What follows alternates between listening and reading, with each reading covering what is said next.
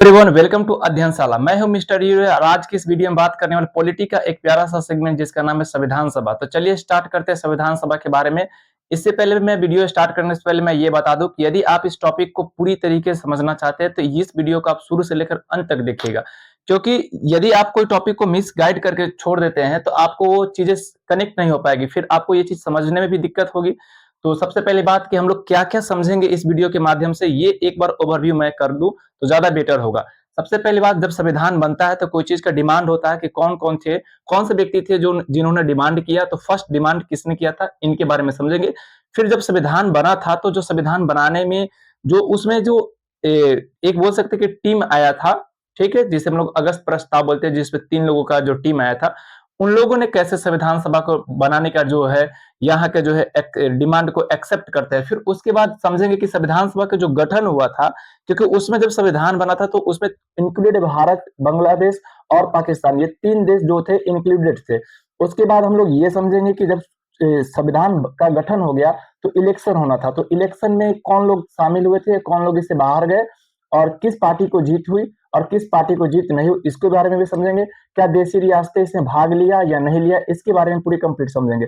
फिर नेक्स्ट हम लोग ये समझेंगे कि जो संविधान बन गया तो उसके बाद जो उसके अध्यक्ष है, फिर उपाध्यक्ष है, वो कौन लोग थे।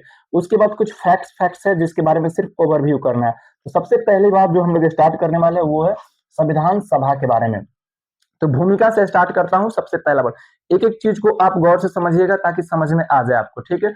भूमिका में सबसे पहला पॉइंट लिखा हुआ कि संविधान निर्माण। जब भी कोई चीज को आप संविधान सभा बनाना है तो पहले तो संविधान निर्माण करना होगा। तो संविधान निर्माण करने के लिए एक सभा का गठन किया गया जिसका नाम क्या क्या रखा गया, संविधान सभा। अब इस संविधान सभा का गठन करने के लिए एक जो है अलग से जो है कैबिनेट बनाया गया जिसका नाम है कैबिनेट समिति, और इसके जो अध्यक्ष थे ये तीनों के तीनों जो थे अंग्रेज थे, ठीक है, जिसका नाम था sir Stephen Cripps, Lord Pethick और एवी अलेक्जेंडर। ये कंप्लीट समझ में आ गया भूमिका में कि संविधान का निर्माण करने के लिए संविधान सभा का गठन किया गया। उसके बाद जो है कैबिनेट समिति जो है, जो ब्रिटिश की तरफ से जो है आया था बनाने के लिए, इनमें 3 लोग अध्यक्ष बनकर आते हैं भारत में, sir Stephen Cripps, Lord Pethick and A V Alexander. ऐसा ये नाम याद होना बहुत ही जरूरी है, क्योंकि कभी कभार क्या होता है कि फैक्ट्स फैक्ट्स पे क्वेश्चन पूछे जाते हैं। जैसे मैंने देखा था कि पिछले 68 बीपीएससी में एक फैक्ट्स पे क्वेश्चन था कि कैबिनेट समिति का अध्यक्ष कौन था, तो आपको ये नाम पता होना चाहिए।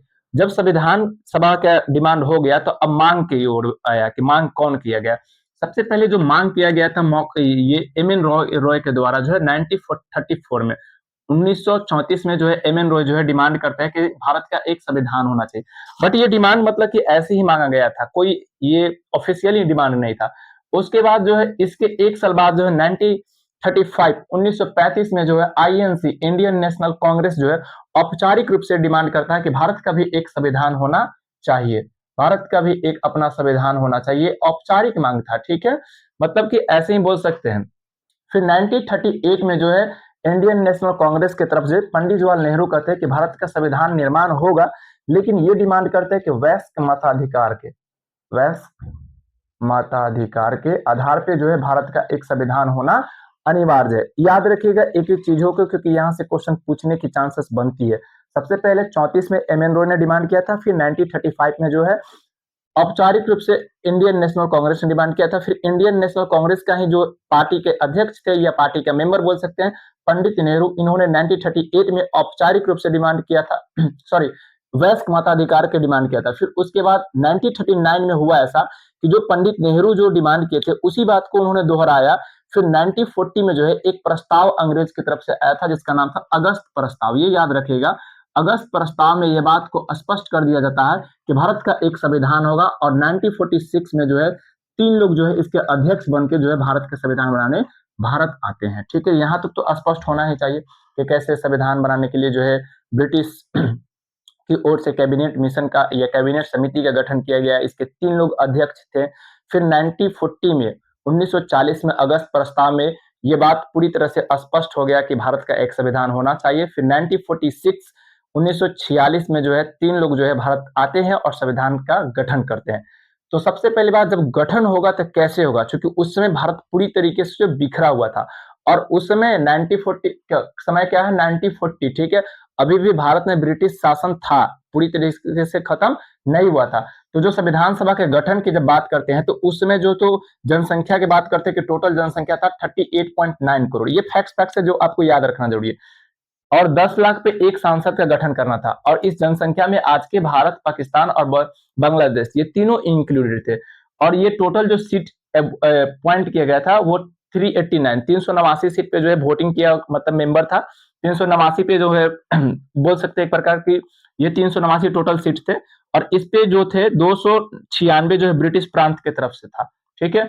और देसी रियासतें इसमें अलग था, देसी रियासतें 93 थे। याद रखना ये सब चीज फैक्ट्स है, ठीक। अब इस ब्रिटिश प्रांत में भी दो भाग बटे हुए थे। 4 ऐसे थे जो कमिश्नर के अंतर्गत आते थे, ठीक है, आईसीएस, ठीक है, ये इसके अंतर्गत आते थे कमिश्नर के अंतर्गत। उसमें 4 में था दिल्ली, कुर्ज, अजमेर और ब्रिटिश बलूचिस्तान। और 11 ऐसे थे जहां पे डायरेक्टली जो है ब्रिटिश शासन करते थे। 292 वहां पे सीट अपॉइंट, मतलब एक प्रकार से बोला 292 वहां पे सीट रखा गया था। अब जब संविधान सभा का गठन हो गया तो संविधान का हुआ बात क्या कि अब इसकी चुनाव होगा। तो चुनावी प्रक्रिया थोड़ा सा समझ लेते हैं कि कैसे चुनावी प्रक्रिया होता है। चुनाव के जो डिमांड किया गया था कि जुलाई अगस्त 1946 में चुनाव होगा, ठीक है। इस पे जो चुनाव होगा 296 में। अब यहाँ पे स्पष्ट रूप से समझ लेना है कि 296 का अर्थ ये हुआ कि इसमें सिर्फ ब्रिटिश प्रांत पे ही चुनाव होगा।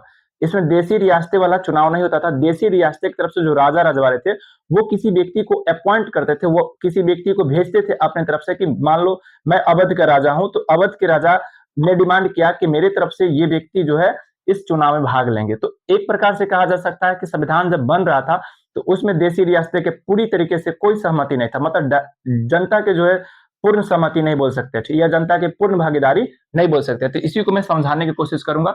चुनाव होना कब था? जुलाई अगस्त 1946 में। सीटें कितना अपॉइंट किया गया था? 296। याद रखिएगा टोटल कितने थे? 289 थे, बट 289 पे जो पूरी तरीके से चुनाव नहीं होता क्योंकि इसमें देसी रियासतें भाग ही नहीं लेता है। फिर जब ये 296 पे चुनाव हुआ था तो 3 लोग भाग लिए थे, कांग्रेस था और मुस्लिम लीग था और अन्य लोग थे, ठीक है। जिसमें सबसे ज्यादा जो है बहुमत मिलती है किसको? कांग्रेस को 208 सीटों पर मिलती है इसको। और उसके बाद मुस्लिम लीग को 73 पे, फिर अन्य को कितना पे मिलता है? 15 पे मिलता है। टोटल को जोड़ोगे तो 296 हो जाएगा। अब एक एक बात यहाँ पे मैंने लिखा, इसमें जो वोट किया था वो एमएलए किए थे। एमएलए के आप लोग हिंदी में जानते ही होंगे, विधायक बोलते हैं, ठीक है। और इसमें जनता का कोई भागीदारी था ही नहीं, मतलब जनता एक प्रकार से कोई इसमें डायरेक्ट रोल प्ले नहीं कर पा रहा था। तो ये कहा जा सकता है कि संविधान सभा आंशिक रूप से और मनोनीत सभा थी। क्यों थी? क्योंकि इसमें देसी रियासतें भाग नहीं लिया था। देसी रियासतें जो राजा रजवाड़े थे उसमें कोई भाग ही नहीं लिए थे। अब जब संविधान का चुनाव हो गया और जब जीत हो गया किस पार्टी का? कांग्रेस के, तो अब इसकी क्या हो गई? कार्यप्रणाली होगी। तो कार्यप्रणाली समझने की कोशिश करेंगे। सबसे पहला जो बैठक होता है वो होता है 9 दिसंबर 1946 को, ठीक है। 9 दिसंबर 1946 के पहले बैठक में जो है, याद रखिए कहीं कहीं क्या है कि 207 सीटें दिया गया, कहीं कहीं क्या है कि 208 सीटें दिया गया। बट आप ये याद रखना है कि 208 ही था सीट, ठीक है। बट अलग अलग बुक में ये दिया हुआ है। तो इसमें मुस्लिम लीग भाग ही नहीं लेता है। याद रखना है कि जब पहली बैठक संविधान सभा की होती है, ठीक है, 9 दिसंबर 1946 को, तो उसे मुस्लिम लीग भाग नहीं लेता है। और इसमें जो अध्यक्ष बनते हैं वो सच्चिदानंद बनते हैं। लेकिन जो ये अध्यक्ष बनते हैं ये अस्थायी अध्यक्ष थे। अस्थायी अध्यक्ष इसलिए बनाया गया था क्योंकि जब संविधान सभा का बैठक हुआ था तो उसमें सबसे सीनियरिटी के रूप में सच्चिदानंद ही थे। और सच्चिदानंद सिन्हा को जो है फ्रांस की परंपरा के अनुसार जो है अस्थायी अध्यक्ष बनाया गया। तो ये बात याद रखना कि पहले बैठक में क्या हुआ था। फिर सेकंड बैठक में 11 दिसंबर 1946 में जो है डॉक्टर राजेंद्र प्रसाद को जो है अस्थायी अध्यक्ष बना दिया जाता है। तो ये रहा इसकी कार्यप्रणाली। समझ में आ रहा होगा, मुझे पूरी विश्वास है। नहीं समझ में आ रहा होगा तो कोई बात नहीं, आप इस वीडियो को दोबारा तिबेरा जितना बार आप देख सकते हैं देखना, और जो डाउट होगा आप मुझे कमेंट करना, मैं उस पर पुनः समझाने की कोशिश करूंगा। लेकिन इसके अलावा जब ये अध्यक्ष ये अस्थायी अध्यक्ष बनते हैं, इसके अलावा 2 उपाध्यक्ष भी बनाया जाता है। तो जो 2 उपाध्यक्ष बनाया जाता है उसमें एक थे एच.सी. मुखर्जी और दूसरा थे बी.टी. कृष्णमाचारी। डेट उतना इंपॉर्टेंट नहीं है, बट ये याद रखना है कि जो सेकेंड बैठक था 11 दिसंबर 1946 को, जिसमें डॉक्टर राजेंद्र प्रसाद अस्थायी अध्यक्ष बनते, इसके अलावा 2 ऐसे व्यक्ति थे जो उपाध्यक्ष बनते, वो था एच.सी. मुखर्जी और बी.टी. कृष्णमाचारी, ठीक है। डेट इंपॉर्टेंस नहीं है। अब कुछ फैक्ट्स मैंने लिखा है, उस फैक्ट्स को समझने की कोशिश करिए। सबसे पहला फैक्ट्स मैंने लिखा है कि 26 नवंबर 1946 को संविधान बनकर तैयार हुआ था, ठीक है। पूछता है एग्जाम में कि संविधान बनकर कब तैयार होता था, 26 नवंबर 1946 को। इसी डेट से एक और डेट को याद रखना है, 26 नवंबर 1949 को संविधान को एडॉप्ट किया गया था। देखिए ये डेट को मैंने एक साथ इसलिए लिखा क्योंकि दोनों में 1949 है, और सॉरी दोनों में 26 नवंबर है, 26 नवंबर है, बस डेट है 1946 और यहाँ पे 1949। 1946 वाला में क्या है कि उस दिन बनकर तैयार हुआ था, और 1949 वाला में क्या है कि उस दिन एडॉप्ट किया गया था। जब बनकर तैयार हो गया था तो सवाल